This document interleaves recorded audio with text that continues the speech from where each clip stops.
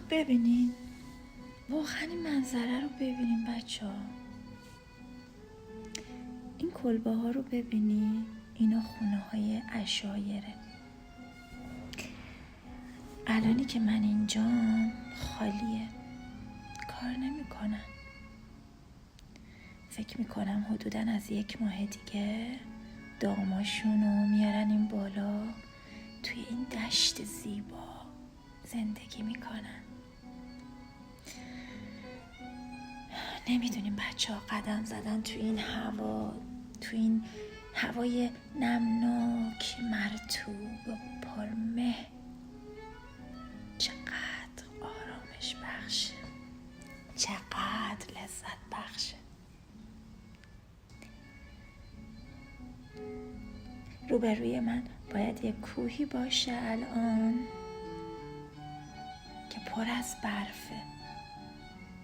به عشق دیدنش اومدم، ولی مه اونقدر غلیظه که نمیشه دید. عوضش این مه جذاب و مخوفو داریم.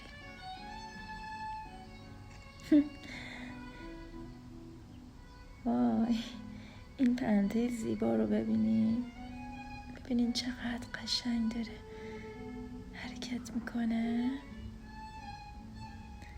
حتی حوصله نداره پرواز کنه. مسحور این همه زیبایی شده.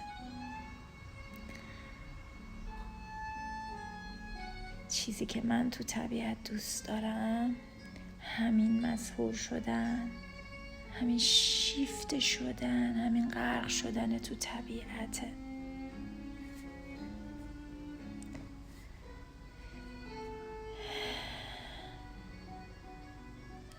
چی میتونه واقعا زیباتر از این باشه؟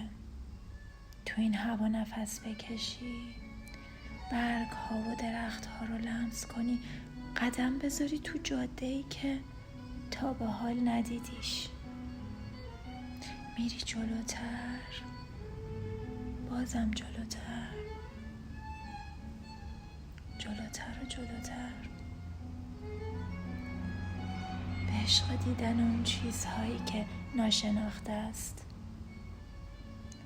به عشق دیدن زندگی که باز هم میگم مجهوله و این مجهول بودنشه که زیباست. این مجهول بودنه که زندگی ما رو زیبا کرد.